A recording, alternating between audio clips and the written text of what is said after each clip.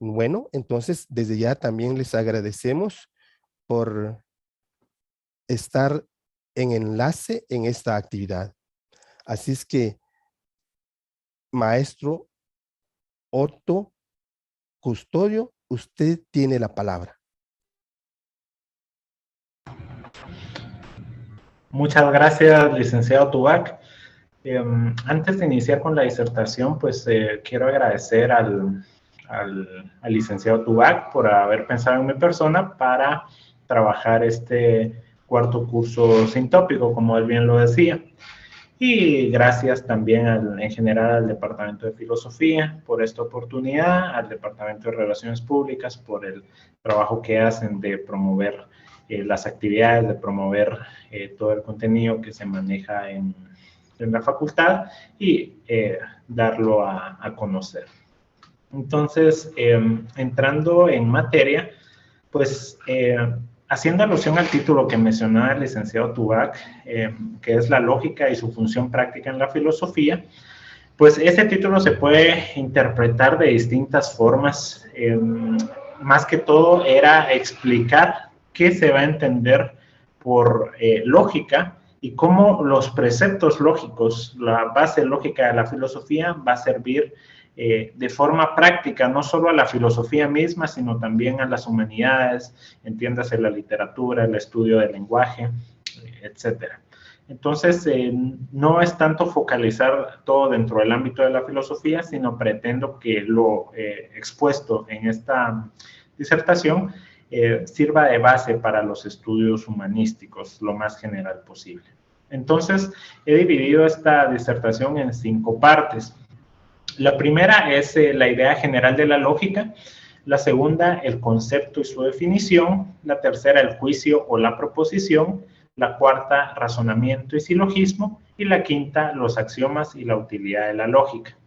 Esta primera parte nos vamos a centrar más que todo en el aspecto teórico de la lógica, sus explicaciones de sus categorías, cómo funcionan, y posteriormente pretendo ejemplificar cómo estas categorías pues van a funcionar, van a servir a las humanidades para construir un discurso lo más adecuado posible.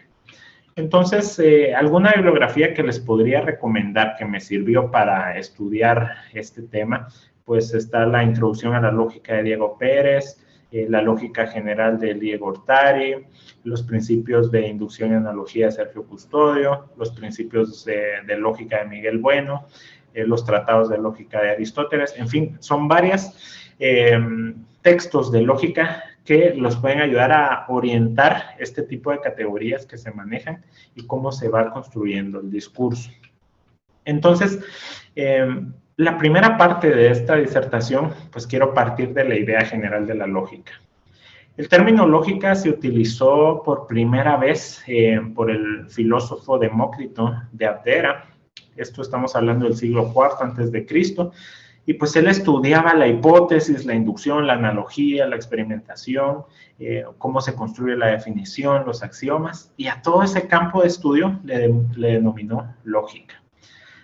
Sin embargo, podemos rastrear el término lógica etimológicamente y vemos que viene la palabra logía. Nosotros hemos escuchado que este vocablo logía pues, se refiere a ciencia, tratado, estudio, discurso, en fin, tiene varias formas de poder interpretarse, a lo que podríamos equivaler en cierto sentido el término de la lógica como una ciencia de la ciencia o un discurso de la ciencia. Entonces, todo ejercicio filosófico es un acto donde va a intervenir la lógica, porque todo ejercicio filosófico pues interviene la razón. Y la lógica lo que quiere hacer es mostrarnos cuál es la mejor manera de razonar, cuál es el mejor camino para crear los razonamientos de la forma más correcta posible. Entonces, quisiera hacer alusión a algunos tipos de lógica para ir viendo cómo fue cambiando el paradigma, cómo surgieron distintos tipos de lógica, más que todo por necesidad y por el mismo desarrollo de la humanidad. Entonces, primero tenemos la lógica inductiva, que se refiere más que todo a un conocimiento de la ciencia. Aquí vamos a ver la inferencia, cómo se construye la inferencia, la inducción. Nosotros sabemos que básicamente el padre de la inducción es John Stuart Mill. Entonces, él va a establecer los cánones de cómo formular la lógica inductiva. Por otra parte, la lógica propedéutica es más que todo apegada al campo de la pedagogía, es el arte o en enseñar, pero no solo desde un punto de vista artístico, sino más que todo cómo presentar correctamente el conocimiento. Esto se publicó en La lógica de Port Royal en 1662. Ahí están contenidos todos los preceptos para manejar una pedagogía lo más clara posible. Después tenemos la lógica idealista. Esta lógica pues ya entra en el campo de lo abstracto, de lo especulativo. Es más que todo una meditación abstracta respecto a la aplicación del cómo formular y aplicar el conocimiento. Esta lógica fue más que todo propuesta por el francés Destutt de Tracy. No sé si está bien la pronunciación. Y pues, como les decía, tiende más al campo de lo abstracto. Ahora bien, también es importante mencionar a la lógica formalista. La lógica formalista, que creo que es de gran importancia para estos tiempos, va a explicar cómo son las leyes generales del entendimiento y la razón. O sea, aquí estamos hablando ya de la lógica formal. En cierto sentido, le va a dar las herramientas a la lógica propedéutica. Después tenemos la lógica metafísica. Aquí Hegel viene y se plantea la pregunta cómo unificar el conocimiento con la forma. Y lo hace a través de las formas lógicas y el espíritu absoluto. Posteriormente tenemos la lógica psicológica, que es más que todo argumentar y pensar y tratar de conocer más que todo el hecho psicológico, o sea, cómo se piensa de forma lógica. Tenemos también la lógica matematicista, que se refiere a tratar de unificar análogamente la matemática y el álgebra con el pensamiento de la lógica formal. Y esto pues va a tener un gran impacto porque va a fundamentar gran parte de un movimiento sumamente importante en la historia de la filosofía, que es el positivismo lógico. El positivismo lógico lo que va a plantear, o la lógica positiva, si se quiere ver así, es cómo fundamentar a las ciencias positivas, a las ciencias normativas, a través del proceso de prueba y verdad.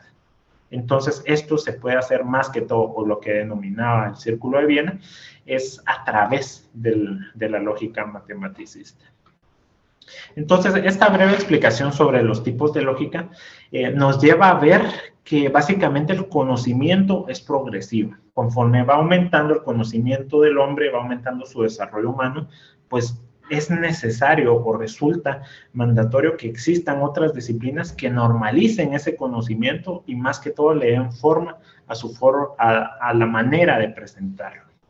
Entonces, la lógica nos ayuda a ordenar nuestro propio conocimiento. Ahora bien, entrando ya a la definición de lógica, ¿qué es esto de la lógica?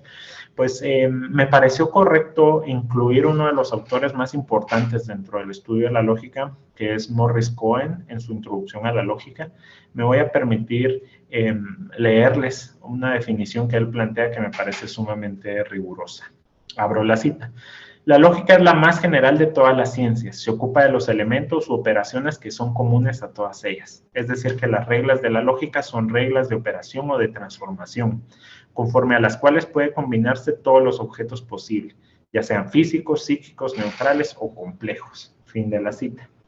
O sea, podemos decir que la lógica es relacionar el conocimiento para comprender el contenido de la realidad. O sea, vamos a ordenar el conocimiento que tenemos y eso nos va a permitir entender lo que está afuera, entender lo empírico. Para eso el conocimiento debe estar ordenado de manera formal. La lógica formal pues va a estudiar tres elementos esenciales: el concepto, el juicio y la definición. Vamos a ver concatenadamente cómo se combinan esos elementos.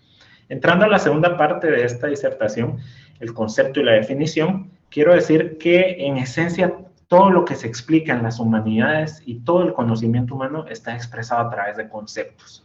Cuando hablamos de amor, de justicia, de movimiento, de impresiones, de tiempo, etcétera, todo lo que estamos haciendo es tratar de explicar una esencia conceptual.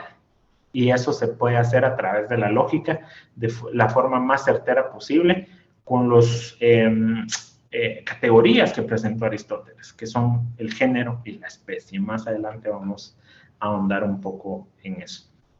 Entonces, vamos a ver que un concepto se refiere a un objeto, pero el objeto lo vamos a entender no solo como las cuestiones reales, sino también las cuestiones irreales, o sea, el elemento irreal. Podemos crear un concepto de las sirenas, un concepto del acto de declamar, un concepto de la justicia, y parte de la filosofía, o la filosofía más bien, se dedica a la generación de conceptos, a clarificar esos conceptos. Entonces, eso se debe hacer por medio de la lógica. Entonces, una vez conocido el concepto, pues hay que asignarle una definición. Y eso es un procedimiento lógico, es un proceso lógico. O sea, lo que se hace en la definición es buscar las características esenciales de un concepto. Es abstraer el concepto. Para eso, hay que entender el proceso de abstracción. Elia Gortari, en su libro de Lógica General, va a señalar a la abstracción como lo siguiente. La abstracción consiste en considerar un proceso o un grupo de procesos desde un punto de vista único, prescindiendo de todas las demás propiedades de su existencia. Por lo tanto, abstraer es aislar y destacar una propiedad respecto a otras. O sea, la abstracción es el medio para generar la definición, porque lo que hacemos es tomar las características que no pertenecen al concepto y separarlas y asignar únicamente las distinciones esenciales, o sea, la esencia. Por ejemplo, si yo quisiera definir el acto de declamar y cantar, ambas son formas de enunciación. Ese sería su género. Ese sería el género común. Mientras que la diferencia sería el acto vocálico. El acto vocálico va a variar. No es lo mismo declamar que cantar en términos de tonalidades, en términos de expresión vocálica. Entonces, la definición, ya entrando un poco a los términos técnicos de la lógica, podemos partir que lo primero es el concepto, o sea, el definiendo, es lo que se va a conceptualizar. Y una vez que se ha asignado las características esenciales de ese concepto, se crea el definiens, que es la definición propiamente. Entonces, la definición constituye, si se quiere ver de esta forma, la forma más amplia de conocimiento. ¿Por qué? Porque nos permite, como había mencionado, ordenar la realidad. Nosotros ordenamos de forma conceptual. Entonces, el concepto está fundamentado en dos elementos, la categoría y el tipo de juicio. Por ejemplo, si yo quisiera la definición del término inflación, digo que su categoría es la economía. Y la defino de la siguiente forma. Inflación es una elevación leve pero persistente en el nivel general de precios. Ahora bien, esa sería la definición y su categoría es economía. Y yo puedo generar juicios a raíz de ese concepto. Entonces puedo hacer juicios de carácter económico. Si yo digo, por ejemplo, la inflación es un problema notable en Argentina, nos damos cuenta que el tipo de juicio es lo que fundamenta el contenido en ese caso, del juicio. Entonces, su tipo es económico. Entonces, hago un juicio económico de acuerdo a su categoría. Entonces, la definición siempre va a ser atinente a la categoría. Existen tantas formas de conocimiento como definiciones de un mismo tema. Por ejemplo, si yo quiero hablar de explicar el concepto, o sea, el término concepto, pues van a existir muchas categorías de ese término. Si yo hablo del concepto en lógica, es distinto hablar del concepto en semántica o hablar del concepto en matemática, metafísica, nociología, etcétera. Todos esos son diferentes, tienen una diferente categoría y por lo tanto puedo hacer tantos juicios dentro de esa categoría como sea necesario. Entonces, el lógico debe dedicarse a definir la categoría. Si no, no se puede generar una definición inequívoca. En cierto sentido, Si yo, por ejemplo, quisiera definir, como les mencionaba, el concepto y empiezo a hablar del concepto semántico en metafísica, pues la definición es equívoca. Entonces, lo primero es ubicar la categoría. Para eso hay que partir a la idea de la fundamentación. Miguel Bueno, en sus principios de lógica, define la fundamentación de la siguiente forma. Este sentido dinámico de la definición reclama que cada uno de los términos empleados deba ser puesto en claro mediante una nueva definición, que se convierta en explicación y fundamento del anterior. Pues, de otro modo, la función definitoria no adquiere un sentido racional. La fundamentación es la función conceptuadora que da valor objetivo a la definición, asociando las definiciones que explican el sentido racional de sus conceptos e introduciendo la noción que se requiera en cada caso. Disculpen, el perro de la vecina está ladrando. Fin de la cita. Entonces, ¿qué es lo que explicaba Miguel Bueno en esencia? Que los conceptos, digamos, la definición de los conceptos está conformada por otra serie de conceptos concatenados y con sentido propio. Entonces, si digamos yo quisiera definir correctamente sin caer en una subjetividad, en creencias o experiencias personales, es necesario darle una fundamentación a esos conceptos. O sea, se deben conocer los conceptos que forman la definición de un concepto. Por ejemplo, tal vez me voy a explicar un poco mejor con el término enciclopedia. Como habíamos visto, ese es el definiendo, es la palabra.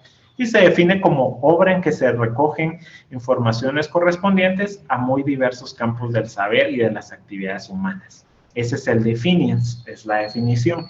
Pero para que esté correcta, yo debo conocer los conceptos que conforman el definiens. O sea, debo conocer qué entiendo por obra, qué entiendo por diversos campos del saber, actividades humanas, informaciones. Todos esos conceptos deben tener su propio significado. O sea, conocer los términos categoremáticos. Eso es un término que viene de la lógica medieval, que se refiere a los conceptos que poseen una definición independiente. Más adelante, los términos categoremáticos y sin categoremáticos van a influenciar en la semántica. Pero a lo que me refiero es que hay que conocer los conceptos que conforman a la definición. Entonces, la definición es ese elemento unitario, vamos a ver, entre el concepto, el juicio y el silogismo. Ahora entro a la tercera parte, juicio o proposición. En su introducción a la lógica, Morris Cohen define a la proposición como: las proposiciones son formas lingüísticas con significados, las cuales son las relaciones objetivas que se establecen entre dichas formas y ciertas situaciones de hecho. Entonces, a lo que se refiere es que la proposición va a tender a ser falsa o verdadera, mientras que el razonamiento, o sea, conjunto de proposiciones, va a ser solo válido o inválido. Eso lo vamos a ver, por ejemplo, si yo digo el hombre es mortal. Esa es una proposición que puede resultar verdadera o falsa. De acuerdo a los conocimientos, de acuerdo a las experiencias que hemos tenido, yo sé que el hombre es mortal. Sin embargo, cuando ya combino varios juicios en un solo razonamiento, ya veo si es válido o inválido. Ya no veo tanto su falsedad o su veracidad. Entonces, la proposición siempre va a ser un enunciado apofántico, o sea, siempre va a negar o afirmar algo a través de una cópula. La cópula va a ser el verbo ser. Vamos a ver que aquí Aristóteles, en cierto sentido, encierra o clasifica, mejor dicho, a la proposición en tres tipos, en tres clases. Primero, la proposición apodíctico, de tipo apodíctico. Es la que concluye partiendo de premisas verdaderas. Esa es la que más pretendemos utilizar. Después, la proposición de carácter apogógico. Esta hablamos de lo probable. Aquí ya entramos al campo de la ciencia inductiva, de la lógica inductiva. Y por último hablamos de lo erístico. Estas son más que todo como silogismos o proposiciones aparentes. O sea, cuando ya los combinamos ciertas proposiciones, formamos un silogismo, pero que va a parecer que es correcto, sin embargo no lo es. Aquí englobamos más que todo el paralogismo o, como bien se conocen más popularmente, las falacias. Entonces Aristóteles hace esa clasificación. Entonces aquí quiero hacer una aclaración, que lo que estamos analizando no es la oración. O sea, la oración es solo el medio para expresar directamente la proposición. Lo que estamos buscando analizar son los valores de verdad o falsedad. O sea, esto lo vamos a ver en la combinación de los conceptos. La oración gramatical no es una proposición. La proposición va más allá de la oración gramatical. Elías Gortari va a distinguir proposición del juicio, o sea, lo va a diferenciar de la siguiente forma en su lógica general. El juicio es la forma del pensamiento en la cual se establece una relación determinante entre dos o más conceptos, ya sea como resultado de un experimento o como consecuencia de un razonamiento. Por lo tanto, en cada juicio queda plasmada la determinación de un conocimiento logrado o de una hipótesis por verificar. El juicio se expresa lógicamente por medio de una proposición, ya sea utilizando las palabras de un lenguaje o empleando símbolos matemáticos. En todo caso, un mismo juicio se puede expresar por medio de varias expresiones diferentes, tanto lingüísticas como simbólicas, pero todas ellas son equivalentes desde un punto de vista lógico. Es muy importante lo que señala aquí Elías Gortari, porque establece tres puntos, pienso yo, tres puntos fundamentales para el entendimiento de la proposición lógica, distinguirla entre el juicio.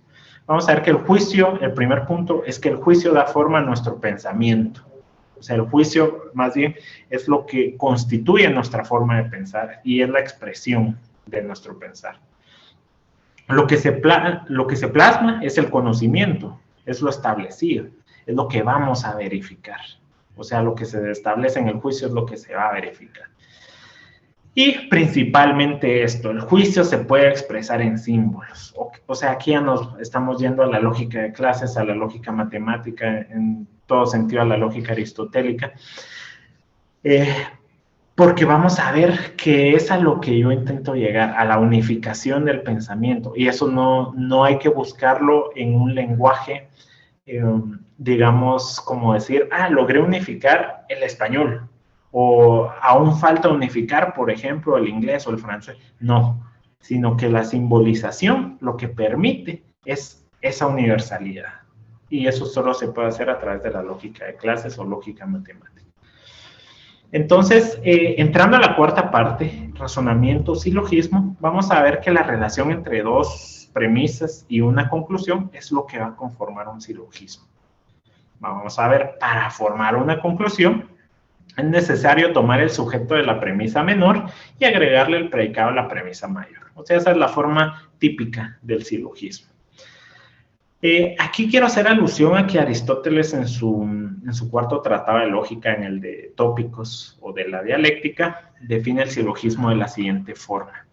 El silogismo es un enunciado en la que, una vez sentadas ciertas proposiciones, se concluye necesariamente una proposición diferente de las proposiciones admitidas, mediante el auxilio de esas mismas proposiciones. Fin de la cita.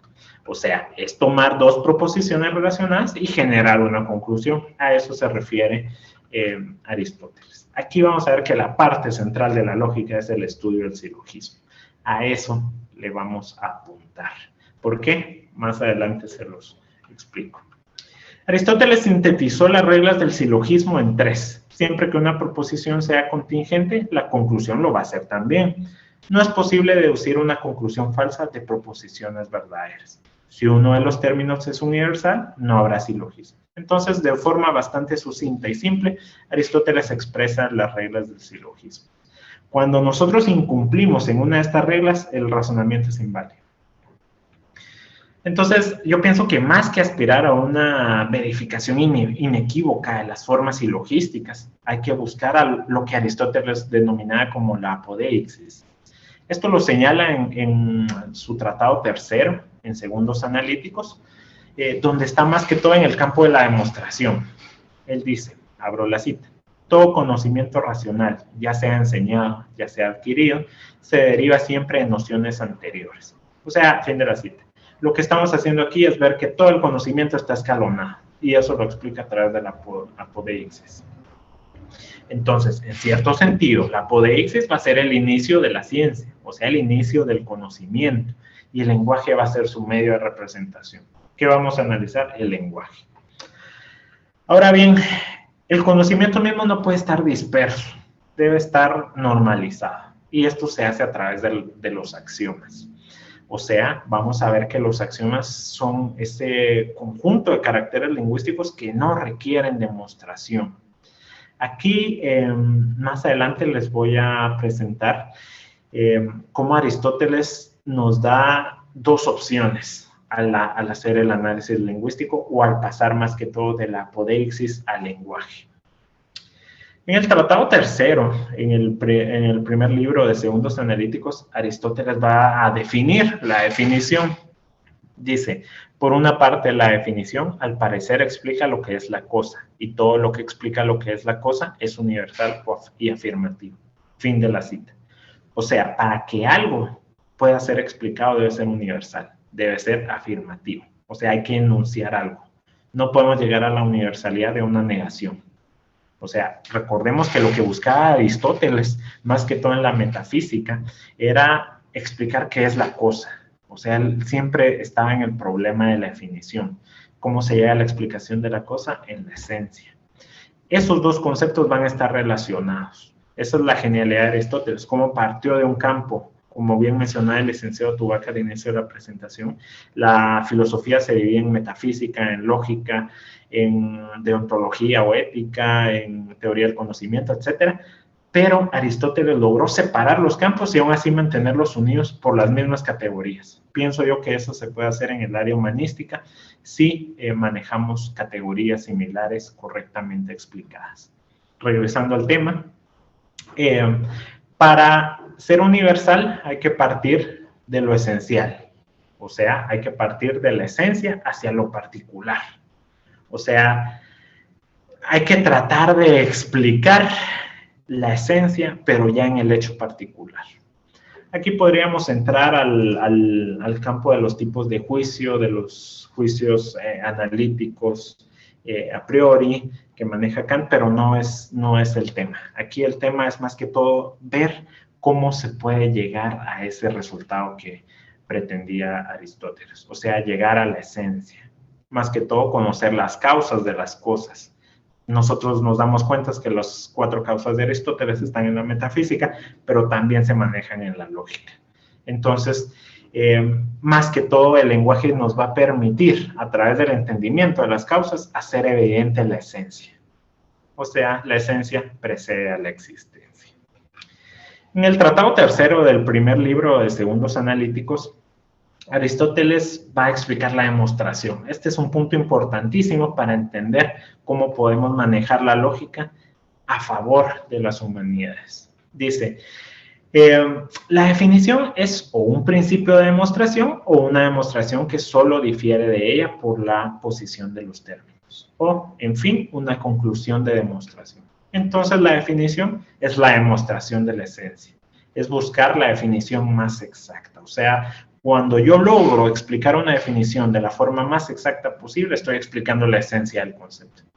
No hay otra cosa. Entrando ya a la última parte, los axiomas y la utilidad de la lógica, aquí simplemente quiero hacer alusión a algo que menciona Elie de Guattari. Él va a entender los axiomas de la siguiente forma. Los axiomas son las proposiciones elementales en las cuales se postulan relaciones primitivas entre conceptos no definidos. ¿Qué quiso decir así? Ahí quiso entrar al problema de la axiomatización. O sea, los axiomas son esas definiciones que no requieren fundamentación. Son las leyes, y principios universales. Es la exposición lingüística del fundamento de la realidad. O sea, la ciencia moderna es la que más maneja los axiomas. Aquí quiero decir que no son exclusivos los axiomas de la ciencia moderna. Más que todo, podemos o se podrán manejar también en las humanidades.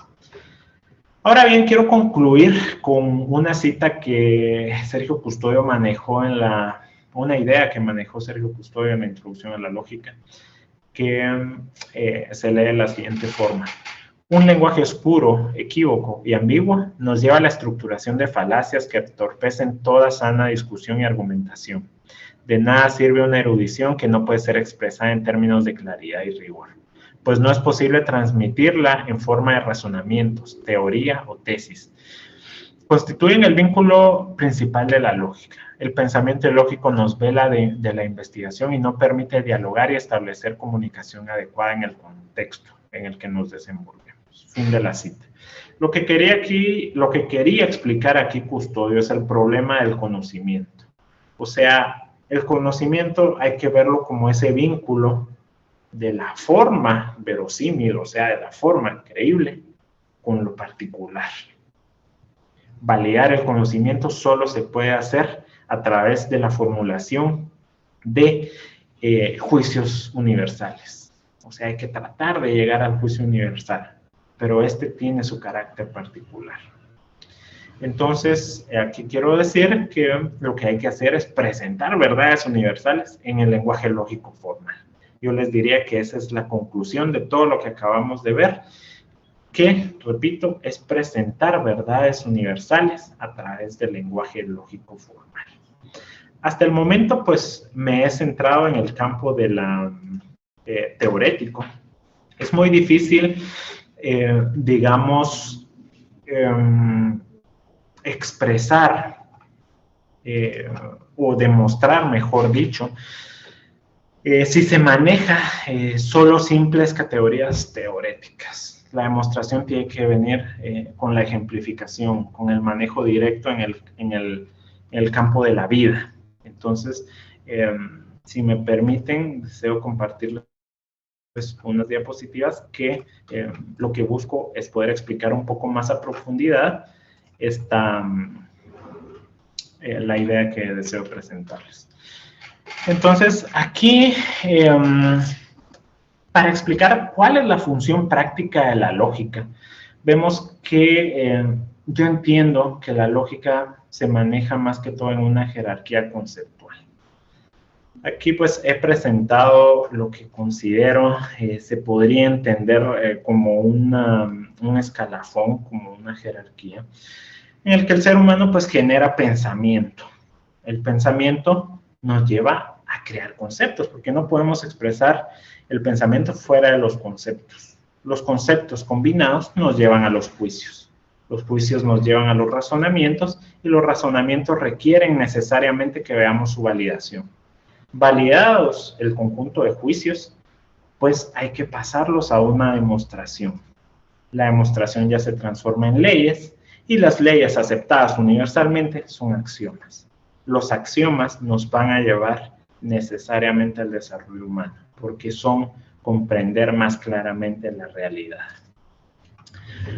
Aquí, pues partiendo ya de los conceptos y las categorías que vimos, deseo o pretendo explicar, responder la pregunta, ¿cómo definir un concepto por género y especie? Vamos a ver que algunas disciplinas se quedan cortas para identificar ciertas cualidades o ciertas especificaciones de los conceptos. Gramaticalmente vemos dos términos, morir y fallecer. Si los analizamos gramaticalmente, tratando de buscar si hay una distinción, pues vamos a ver qué acontece. Ambos verbos son verbos intransitivos y están en infinitivo. O sea, en ese sentido son iguales. Ambos verbos son irregulares, los podemos ver en su estructura. Si ponemos un ejemplo a manera de verbo intransitivo y decimos Juan muere en el barco, sería lo mismo que decir Juan fallece en el barco. Juan ha muerto, es simplemente el verbo principal de un verbo auxiliar, de un tiempo compuesto. O sea, estamos hablando del participio. Igual se puede manejar de Juan ha fallecido. Por último, Juan está muerto, manejando ya un atributo a manera de un conector. Vemos que también se puede utilizar con fallecido, aunque ya es una forma en desuso. Juan está fallecido. Sin embargo, no vemos ninguna distinción evidente. Esto nos lleva a caer en el campo de la lógica. Bueno, definámoslo por género y especie. Fallecer, su género es ese estado biológico en el que no hay signos vitales. La especie es que debido a una causa natural desarrollada en el organismo del sujeto. Ahora bien, morir, que el género va a ser exactamente el mismo, vamos a ver que hay una distinción en la especie, debido a causas naturales o externas del sujeto. Al entender el concepto lógicamente, lo vemos gramaticalmente, lo vemos lógicamente, nos lleva a su conclusión semántica. La lógica semántica es el camino para definir lo más claramente posible los conceptos. Entonces llegamos a la conclusión que morir y fallecer gramaticalmente son considerados sinónimos. La distinción es que fallecer aplica únicamente a causas naturales y morir a causas naturales, pero también se incluyen accidentes, asesinatos o suicidios, o sea, lo que se había señalado anteriormente como causas externas del sujeto. Entonces, vemos que hay una distinción en el grado sinonímico. Esa es la conclusión que nos permitió alcanzar la lógica. Ahora bien, ¿qué componentes constituyen a la definición? Aquí me gusta partir de las categorías que señala Aristóteles en la Isagoge, que es la introducción al segundo tratado, en el que señala sus 6 categorías. El término, o sea, el concepto, como lo habíamos visto. El género, que es el atributo que se aplica a muchos seres. La especie, que es la clasificación esencial del género. El accidente, que es la cualidad o modo del ser que se da o no en el sujeto, pero no es lo propio. Y después, la diferencia. Aquí vemos que la diferencia son atributos que separan a un ser de otro. Aristóteles va a clasificar la diferencia en inseparables y separables. Por ejemplo, la diferencia inseparable es movimiento. ¿Por qué? Porque no logra separar, o sea, asignar esa diferencia no logra separar a una serie de términos o conceptos. ¿Por qué? Porque el pájaro tiene movimiento, el hombre tiene movimiento, los astros tienen movimiento. En fin, se puede aplicar a varios términos. Mientras que los separables son más específicos. El color sí puede ser separable. Por ejemplo, el color de la plata es muy particular. Seguidamente tenemos lo propio. Son esas cualidades inherentes del sujeto. No son simples accidentes. Lo propio es lo que más particulariza al sujeto. Es lo inherente al sujeto, es lo inherente al término. Por ejemplo, la capacidad de reírse es exclusiva del ser humano. Entiéndase la capacidad de reírse con todo lo que implica el aparato fonador, con el sentido del humor, que solo lo maneja el ser humano. Ahora bien, ¿en qué consiste una definición correcta? En la definición se señalan atributos, esto es muy importante, estos 3 conceptos, necesarios, exclusivos y suficientes. O sea, en el ejemplo, por ejemplo, aquí metales, que es un material electropositivo que se utiliza generalmente para la industria. Vamos a ver que esa definición está correcta por los siguientes parámetros. El género próximo es material. ¿Por qué? Porque abarca bastantes términos. La diferencia específica que pertenece a la especie es electropositivo. El accidente utilizado en la industria. Entonces vamos a ver que los puntos a considerar es que los atributos necesarios son electropositivos, porque todos los metales son electropositivos.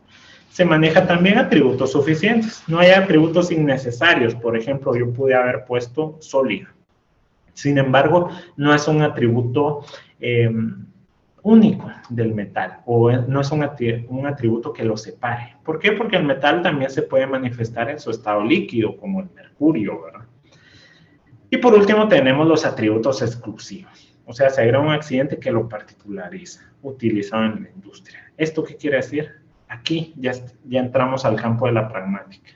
¿Por qué? Porque ya estamos tomando no solo lo que constituye el concepto, sino cómo se usa principalmente por el hombre, por ejemplo. Entonces, aquí podemos decir que las cualidades descritas no se exceden. O sea, la definición resulta ser sucinta y clara. Porque señalar todas las cualidades tampoco sería una definición correcta. Entonces, ¿a qué tipo de definición debemos aspirar? Aquí yo les mencionaba en la etapa anterior la apodeixis. Entonces, la evolución de la definición se podría ver así.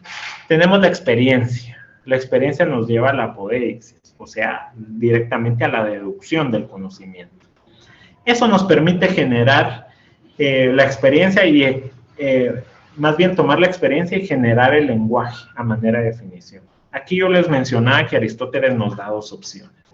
Nos podemos ir a la opción metafísica y buscar la esencia, o nos podemos ir a la opción lógica y buscar la analiticidad. ¿A qué me refiero con analiticidad?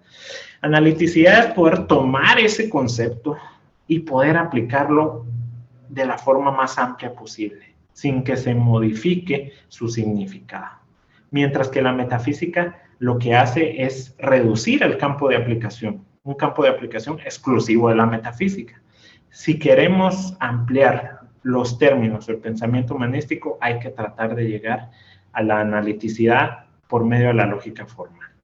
¿Por qué? Porque eso nos va a permitir no solo manejar las categorías, por ejemplo, en metafísica, sino manejarlas también en lógica, manejarlas también en teoría del conocimiento, en crítica literaria, en filosofía del lenguaje, en lingüística.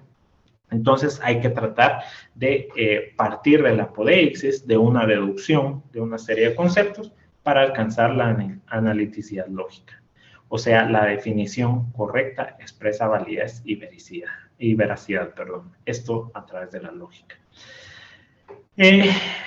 Aquí quiero partir, ya vimos cómo se genera el concepto, cómo se genera la definición, pero realmente ya entrando al campo de práctico, vamos a ver, a mí me pareció bastante adecuada la clasificación que hace el líder Guattari de los tipos de juicio, porque si bien recordamos, existe los juicios, digamos, normales o tradicionales que se conocen, son los juicios por cantidad, modalidad, etcétera, donde manejamos todo SSP, ningún SSP, algún SSP, algún S no es P. Entonces, esos son los juicios tradicionales en la lógica formal. Sin embargo, el líder Guattari hace una clasificación más extensa de 14 juicios, donde involucra ciertas particularidades, que si nosotros queremos manejar completamente la lógica formal y ponerla al servicio de las humanidades, es necesario conocer, por ejemplo, el principio de lo inverso, o sea, cambiar las variables. Vamos a ver que maneja también los juicios de antífasis, de discordancia, va a incluir la noción de exclusión con el término tampoco, algunos que no son X, tampoco, o sea, ni son Y. Vamos a ver que estas unidades se utilizan más en el lenguaje tradicional. Entonces, eso nos va a permitir transformar el discurso de las distintas áreas humanísticas a estos tipos de juicio. Vamos a ver que también maneja la noción de inclusión. ¿Es X o es Y o es ambas a la vez? Vamos a ver que existe la reciprocidad. O sea, es X cuando y solo cuando vemos una doble condicionalidad.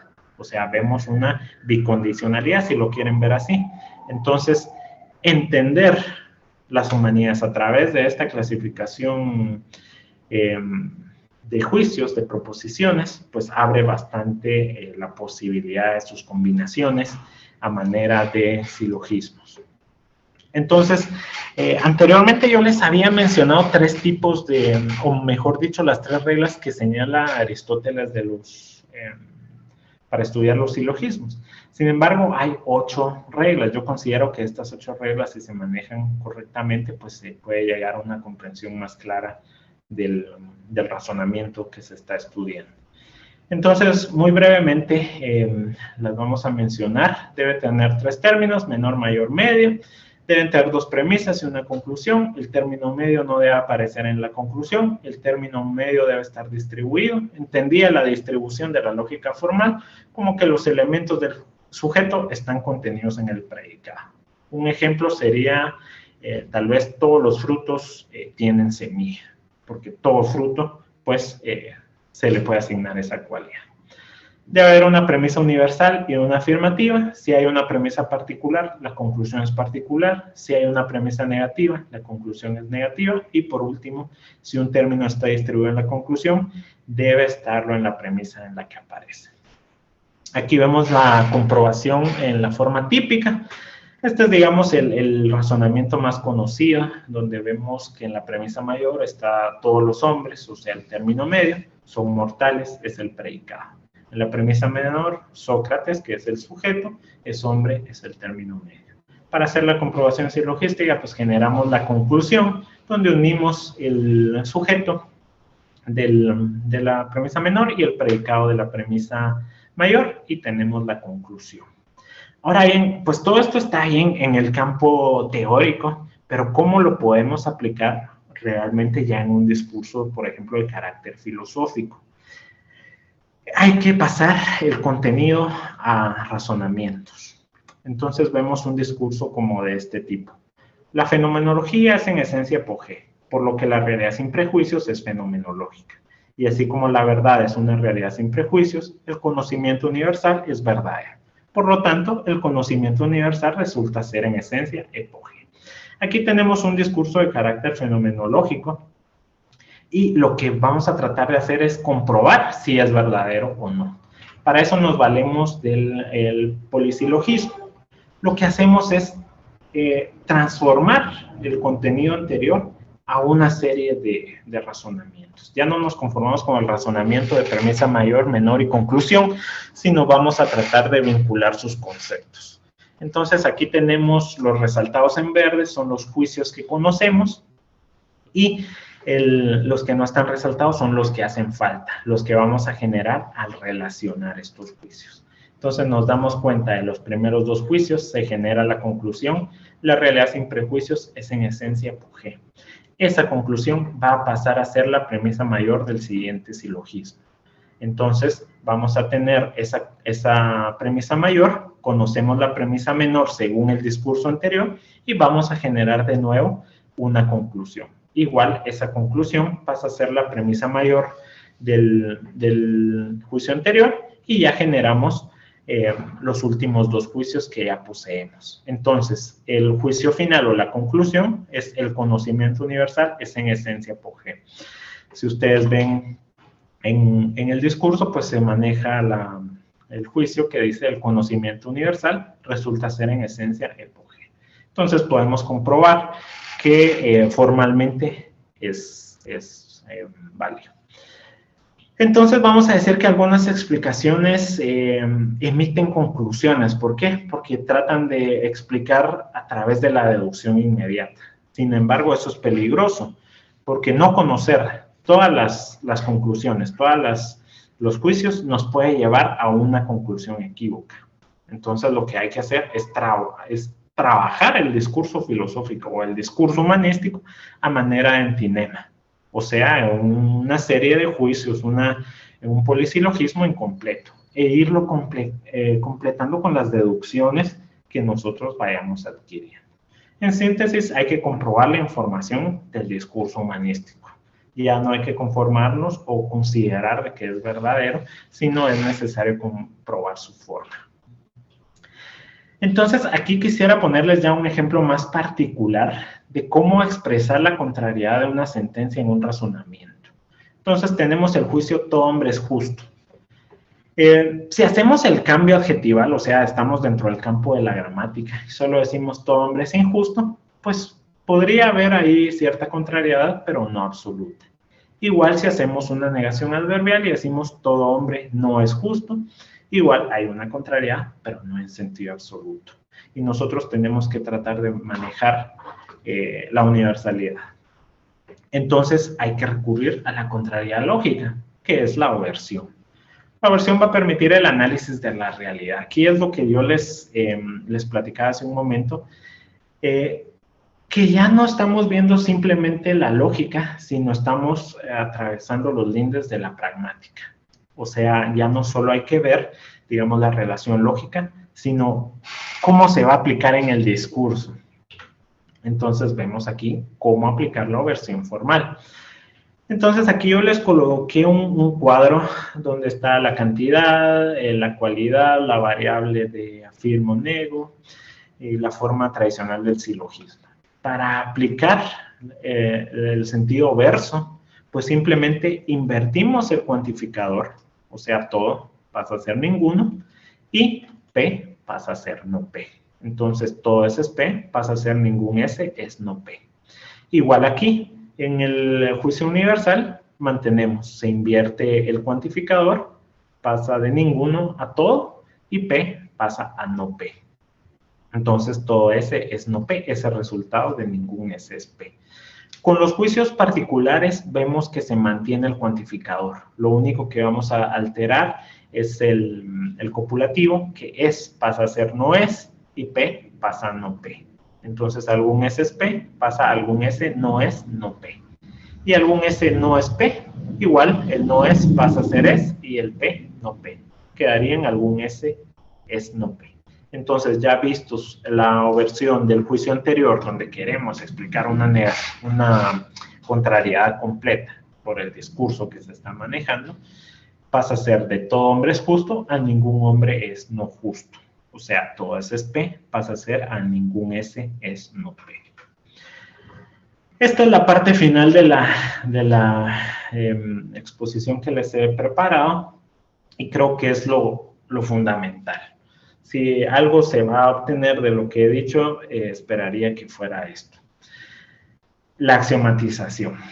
Entonces, como habíamos platicado anteriormente, los axiomas son esas verdades generales que rigen el universo, que no necesitan comprobación realmente. Para estudiar o hacer una aproximación al proceso de axiomatización, Elie Guattari plantea 3 máximas. La primera es que el axioma debe ser lógicamente independiente de otros axiomas. Aquí les he colocado unos ejemplos.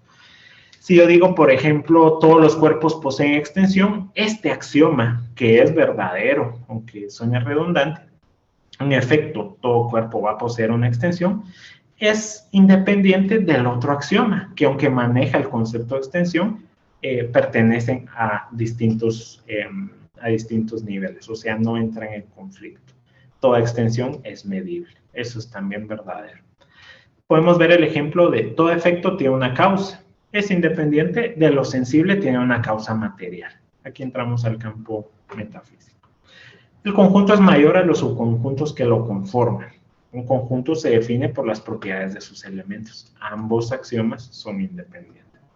Por último, en la distancia entre 2 puntos se puede trazar una línea recta. Es independiente del axioma o el segundo axioma, todos los ángulos rectos son congruentes. O sea, hay isometría independiente de la posición de 2 figuras iguales. Cuando decimos que hay isometría, es que independientemente como se coloque la figura geométrica, se van a mantener los ángulos. La siguiente máxima es que un conjunto de axiomas establecido, o sea, un teorema, debe funcionar sin la necesidad de incluir otros axiomas. El teorema es lo más complejo porque es generar una forma de explicar la realidad donde varios axiomas van a entrar en confluencia. Por ejemplo, el teorema de Pitágoras. En todo triángulo rectángulo, el cuadrado de la longitud de la hipotenusa es igual a la suma de los cuadrados de las respectivas longitudes de los catetos. Esto, ¿cómo sabemos que es verdadero? Aquí les he colocado un ejemplo. Conocemos el valor del cateto 1, o sea, a al cuadrado, el valor del cateto 2, que es 6b al cuadrado, el cateto 1 es 4, y la hipotenusa es ignota.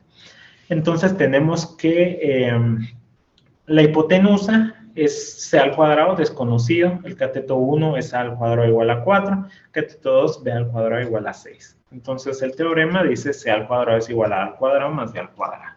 Entonces, ¿qué sucede aquí? C al cuadrado va a ser igual a 4 al cuadrado más 6 al cuadrado, o sea, 16 más 36. Aquí tenemos el resultado, pero como no lo queremos en la elevación al cuadrado, le sacamos la raíz cuadrada y queda en 7.2. Aquí el problema es la demostración. Bueno, se hizo eso, pero ¿cómo se demuestra? La demostración del teorema es simplemente anulando una de las variables. O sea, si conocemos la hipotenusa anterior, que era 7.2 aproximada a 7, y el cateto 1, que era 4, aplicamos un procedimiento similar para ver si el resultado del cateto 2 es válido, es verdadero. Entonces aquí ya no queremos encontrar la hipotenusa. Entonces a la hipotenusa le restamos el cateto 1 para obtener el cateto 2.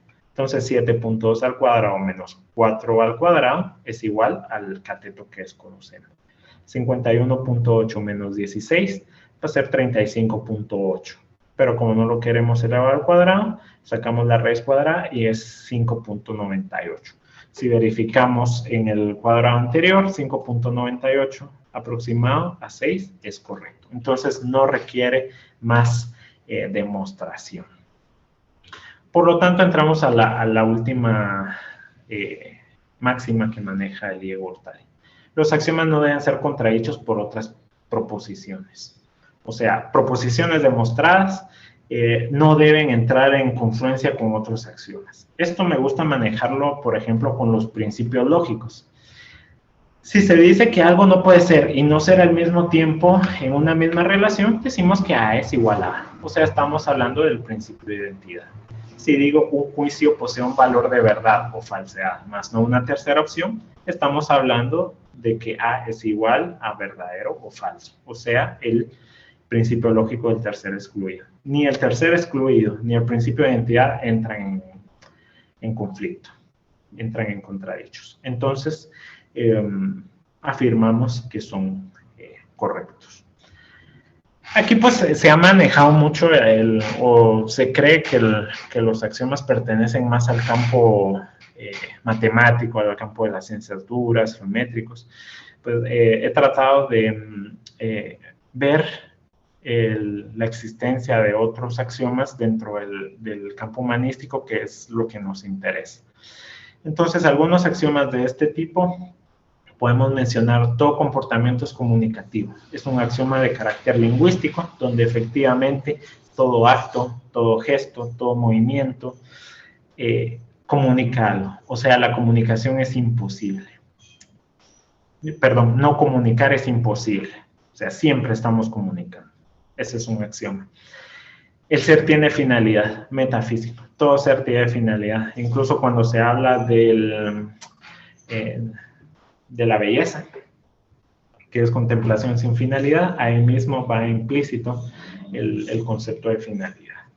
Por último, si yo digo obra solo según aquella máxima por la cual al mismo tiempo puedas querer se convierte en una ley universal, estamos hablando de un principio deontológico, que es el imperativo categórico de Kant, que él pues trataba de llegar a establecer una forma general para el comportamiento. Entonces, finalmente quiero presentar estas 4 conclusiones que, pues, a raíz de las lecturas y de lo que estudié, pues considero que podrían ser aceptadas, aunque sea una. La primera he colocado: por medio de la lógica se debe establecer el lenguaje más exacto posible, a manera de las definiciones fundamentadas en las 6 categorías aristotélicas, o sea, el género y la especie. Entonces, la lógica va a desarrollar el mejor lenguaje, considero yo, o el lenguaje para explicar mejor el mundo, y esto solo se puede hacer a través de las categorías aristotélicas. La segunda conclusión es que la lógica debe buscar unificar a las ciencias. Aquí vamos a ver que esto a través de los conceptos de las categorías filosóficas, que por medio de ellas se puede conformar tales como existencia, causalidad, cambio, unidad, etc. O sea, hay que universalizar esos conceptos. ¿Por qué antes la lógica, o mejor dicho, la filosofía tenía una gran autoridad frente a la comunidad científica? Porque ella validaba los conceptos que se estaban manejando. No había una separación realmente entre la Academia de la Ciencia y la Academia de las Humanidades, la Academia de la Filosofía. Lo averiguado a través de los preceptos científicos tenía que ser validado por la filosofía. En la tercera conclusión, he colocado que la formulación de juicios lógicos no debe ser un mero ejercicio de relación conceptual, deben ser la base misma para la generación de conclusiones en el campo humanístico. O sea, esto nos lleva a evitar, por ejemplo, opiniones o juicios de valor, que al final son juicios vacíos. Hay que tratar de usar la lógica, ya no solo como un ejercicio dentro de un curso, sino como una norma para el pensamiento humanístico. Y por último, el humanista debe axiomatizar su conocimiento. en sus ámbitos correspondientes. O sea, no nos vamos a ir a axiomatizar, por ejemplo, el campo de la biología, el campo de la matemática, geometría, etcétera, sino axiomatizar la deontología, la metafísica, la filosofía, el lenguaje. Estamos hablando de todos los humanistas, la crítica literaria, etcétera, con el fin de evitar, por ejemplo, opiniones, juicios de valor, etcétera. Entonces, esas son las conclusiones que yo quería presentarles hoy y pues espero que me haya dado a entender y que sea de alguna ayuda. Entonces, pues les agradezco su tiempo y cualquier consulta o duda, pues con mucho gusto, si puedo resolverla, lo estaré haciendo.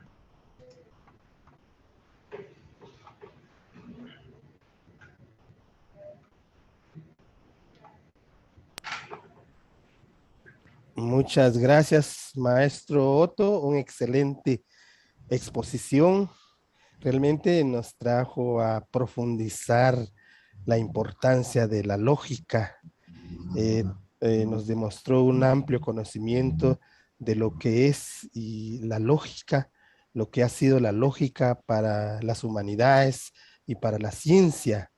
Es importante resaltar los conceptos, el razonamiento, los juicios, la validez, las leyes, las axiomas que son muy importantes en la lógica, en los silogismos, ¿verdad?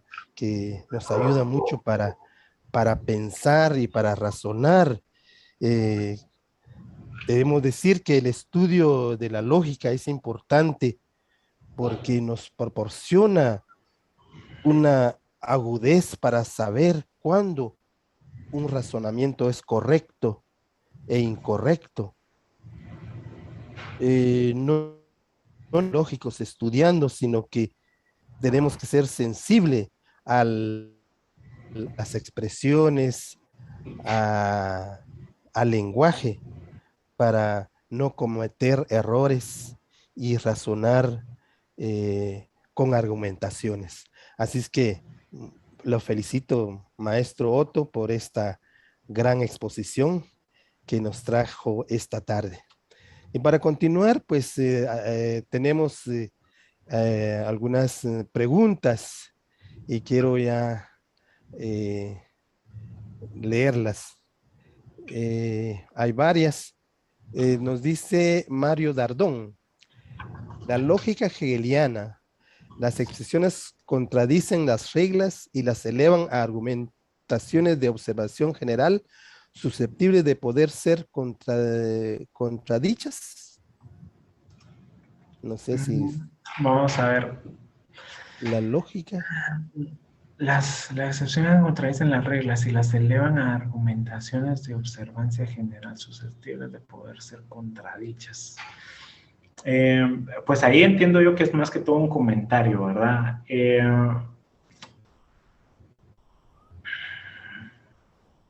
Cuando la excepción contradice, solo se me movió aquí, perdón, contradice a la regla, quiere decir que no hubo una correcta argumentación, porque lo que se está tratando de llegar a establecer según los parámetros, como yo lo entendí, es que a través de los razonamientos llegamos a la validación, después la demostración, después las leyes. Si esas leyes van a generar o contradecir una excepción, quiere decir que no está correctamente formulada, al menos. Entonces, sí se puede llegar a pensar que la ley es inválida. Pensaría yo que eso es lo que puedo comentar al respecto. Muy bien. Tenemos otra pregunta de Juan José Arevalo. Dice, el licenciado Otto, ¿podría mencionar qué es la lógica material y en qué se diferencia de la lógica formal? Sí, es buena pregunta. Cuando hablamos de la lógica material, a veces tiende a confundirse lo material con lo formal. Sin embargo, la lógica material se preocupa más que todo por el análisis, simplemente la argumentación en su sentido amplio. Mientras que la lógica formal va a analizar cada juicio, cada componente que se estructura en el silogismo para ver si su conclusión alcanzada es válida o inválida. Entonces, esa sería una distinción bastante general entre las dos lógicas. Muy bien, tenemos otra pregunta. Enrique Pérez nos dice, ¿hay alguna relación y o diferencia entre la lógica y el fundamento de Kant sobre el juicio? En este caso, el juicio analítico y el juicio sintético. Perdón. Es una muy buena pregunta, Enrique, porque en efecto la lógica está relacionada con esos tipos de juicio que plantea Kant. Más que todo yo los he estudiado en estética, donde el juicio estético se aleja de estas estructuras de lo analítico y lo sintético, porque el juicio analítico lo que trata de hacer es simplemente... hablan de que se cae en una tautología cuando decimos, por ejemplo, el triángulo tiene 3 lados. Ese es el juicio analítico, porque es independiente a la experiencia. O sea, en su mismo sujeto está contenido el predicado. Mientras que en los juicios sintéticos son juicios que dependen de la experiencia. Por ejemplo, si yo digo, va a llover, las nubes están oscuras. Ese juicio pues, resulta ser sintético porque no es aplicable de forma universal. O sea, puede que no llueva, que solo se oscureció y al final no llueva. Entonces, lo que trata de explicar Kant es que hay que, a través de la lógica, llegar a un juicio analítico independiente de la experiencia. Por así decirlo, si esto se maneja más que todo en el campo de la matemática. Ahorita, si vamos en el tema de la geometría, si vemos el tema de nuevo del teorema de Pitágoras, ahí pues está implícito un juicio analítico, porque lo que se trata de hacer es simplemente de demostrar que independientemente de la longitud, si se conocen las variables, se alcanza. Entonces, Kant propone que no nos quedemos en esos juicios, sino generemos un juicio analítico, pero que tenga inmersa la experiencia. Sí, yo diría que esa es la relación que establece Kant, tratar de proponer los juicios analíticos a priori. Muy bien. Tenemos un comentario muy, muy positivo, dice Alexander Contreras. Recordé una clase de mis épocas de estudiante, usando el libro de tu señor padre. Saludos, mi amigo, mi estimado amigo, Otto. Muchas gracias, Alexander. Sí, yo de hecho, pues lo que conozco de lógica, pues lo empecé con el libro de mi papá, de Introducción a la Lógica. Me sirvió los principios de inducción y analogía también. Haciendo tal vez una acotación aquí al comentario tan agradable que hace Alexander. Cuando ustedes estudian lógica, lo que puedo decirles de lo que aprendí, de lo estudiado, no empiecen por la lógica aristotélica, no empiecen por los tratados de lógica. Lean ese libro de último. Lean cualquier otro libro, Introducción a la Lógica, por ejemplo. Yo les diría, sin hacer mayor publicidad, empiecen por el libro de mi papá, pueden leer Introducción a la Lógica de Diego Pérez, que es más que todo un trabajo doctoral. Lean la Introducción a la Lógica de Cohen, la Lógica General de Guattari, los Principios de Lógica de Miguel Bueno, de Coppi. Una vez que hayan leído esos libros, pasen ya al organón, que les van a tener bastante base para poder trabajar el texto de Aristóteles, que más que todo también lean la metafísica. La metafísica y la lógica se complementan se maneja, incluso el mismo Aristóteles lo menciona, este concepto de esencia lo manejamos en la metafísica de la siguiente forma, etcétera, etcétera. Entonces, solo haciendo un comentario a este comentario que hacía Alexander, lean primero las introducciones, los comentarios, y de último, la metafísica y el órgano.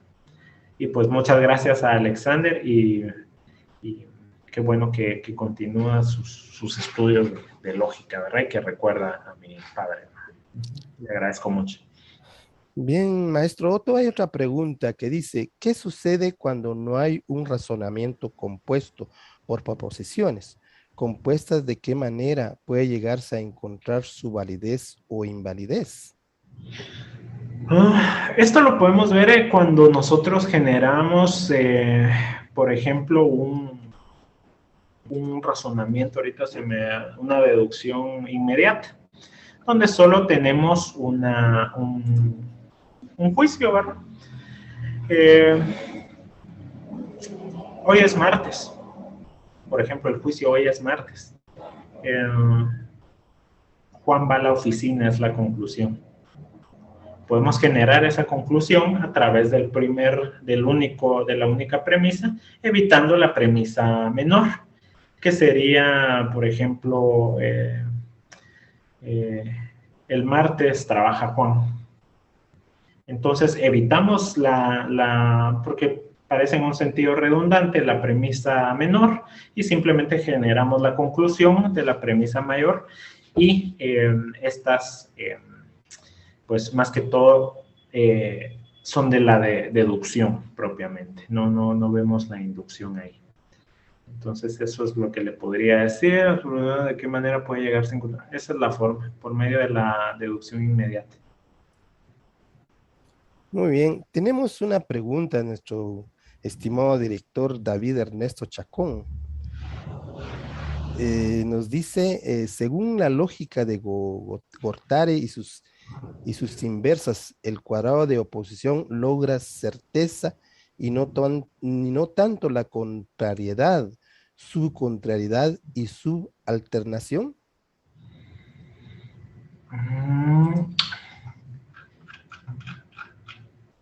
Vamos a ver, voy a releer. Perdone, licenciado. Según la lógica de Gortari, son inversas, el cuadrado de oposición logra certeza y no la contrariedad.